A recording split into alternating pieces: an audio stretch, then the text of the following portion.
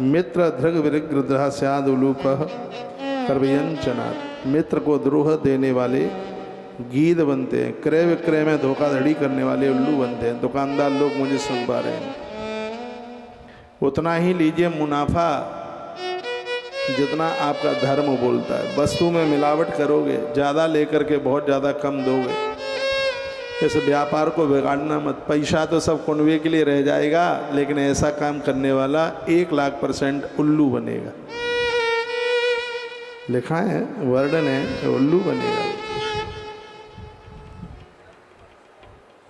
और लिखा है वर्णाश्रम व्यवस्था की निंदा करने वाला। ब्राह्मण तो ऐसे हैं, क्षत्रिय तो ऐसे हैं। जो किसी भी जाति की निंदा करता है वो कबूतर बनता है। एक भी जाति निंदक नहीं है। ये देश को ऊपर पहुंचाने में हर जाति का योगदान।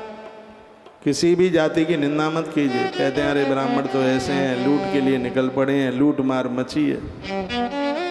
पता नहीं किनका घर लूट लिया इन्होंने, बोलते हैं सोशल मीडिया पर। फिर कहेंगे क्षत्रिय तो ऐसे हैं, ऐसे हैं, इन्होंने खूब मटर गश्ती करी है, पूरा देश खत्म कर दिया है। लेकिन इनको ये नहीं पता कि क्षत्रियों का कितना बड़ा योगदान रहा है ये धरती को बचाने में। लेकिन खूब बुराई होती है, क्षत्रिय ऐसे हैं, चौपट कर दिया उन्होंने, सब ऐसा आराम किया था, सब खत्म कर दिया, इसलिए तो राजतंत्र खत्म हो गया, प्रजातंत्र चालू हो गया। इनका इतिहास पढ़िए, इन क्षत्रियों का। चाहे राजस्थान के महाराणा प्रताप हों, चाहे मराठा के हों छत्रपति शिवाजी, चाहे और कोई हो, इन्होंने अपना जीवन त्यागा है इस देश धर्म के लिए। जिन जाति बिरादरी की निंदा करते हैं, गरुड़ पुराण में भगवान कहते हैं वो कबूतर बनते हैं। गरुड़ कहते हैं कि माल तो वैश्यों के पास है, लेकिन ये पता है तुम्हें कितनी मेहनत करते हैं वो दुकान को, व्यापार को डेवलपमेंट करने में। कितनी मेहनत है उनकी, कितना परिश्रम है, कितने उन्होंने घाटे झेले। उन्होंने व्यापार ऐसे ही खड़ा नहीं कर दिया।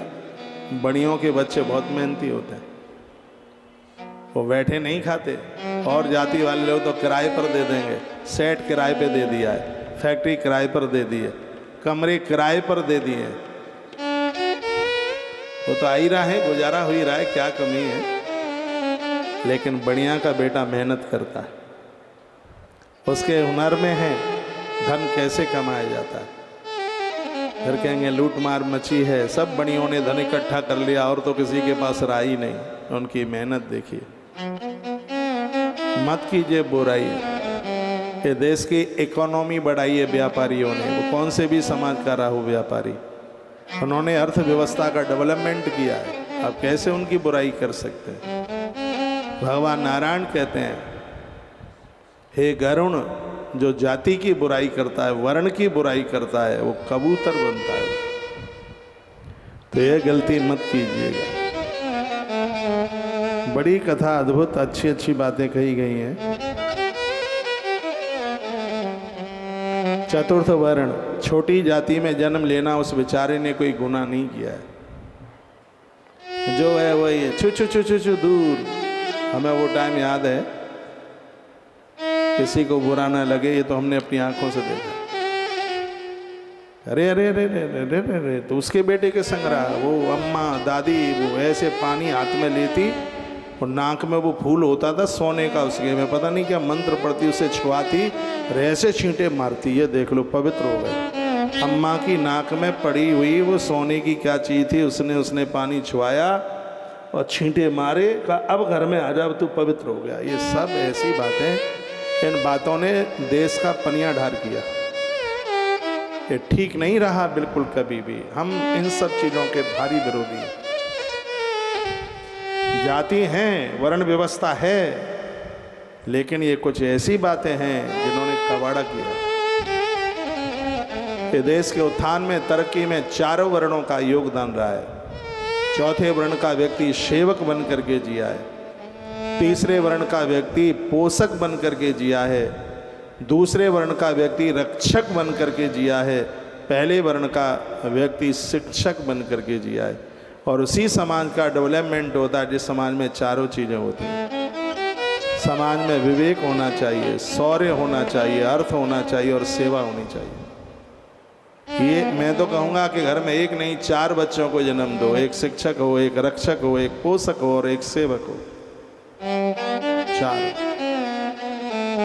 उसी देश की ग्रोथ बढ़ेगी जिस समाज में 4 तरह के लोग होंगे। एक विवेकी पुरुष होंगे, दूसरे बाहुबली होंगे, तीसरे पोषक होंगे, चौथे सेवक होंगे। यही तो संस्कार, शक्ति। आप सुनिए, संस्कार पहले नंबर पर, शक्ति, साम्राज्य और सेवा, ये 4 ही तो हैं किसी भी देश को ऊपर पहुंचाने में। संस्कार यानी ब्राह्मण, शक्ति यानी क्षत्रिय, साम्राज्य वैश्य और सेवा कनिष्ठ वर्ण का व्यक्ति।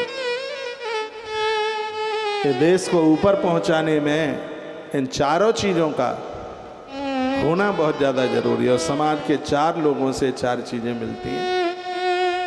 ये श्लोक मुझे भगवान नारायण के मुख का निकला हुआ बहुत अद्भुत लगा, जो कहते हैं गरुण, जो जातियों की वर्ण व्यवस्था की बुराई आलोचना करते हैं, ऐसे लोग कबूतर बनते हैं और लंबे समय के लिए कष्ट भोगते हैं। अगला श्लोक सुनिए। मात्र पितृ गुरुद्वेषी भगिनी भ्रातृभैर्कृत गर्भे योनु विनष्ट स्यादियावधियोनि सहस्रशः। कहा गया है जो माता पिता का विरोध, गुरुजनों से ईर्षा करते हैं, भाई बहनों से द्रोह करते हैं, ऐसे लोग 1000 वर्ष तक माँ के गर्भ में जाकर के मरते रहते हैं। एक बार ध्यान हो इधर आपका, माता पिता का विरोध मत करना, उनसे लड़ना मत। जो माई बाप का विरोध करते हैं, उनसे झगड़ा करते हैं, उनसे लड़ते हैं, 1000 साल तक वो गर्भ में तो जाते रहेंगे, उनको जन्म नहीं मिलेगा, वो मरते रहेंगे, वो नष्ट होते रहेंगे, ऐसा भगवान नारायण कहते हैं। इसलिए माई बाप की सेवा एक बहुत बड़ी सेवा है। इसलिए माता पिता की पूजा एक बहुत बड़ी पूजा है।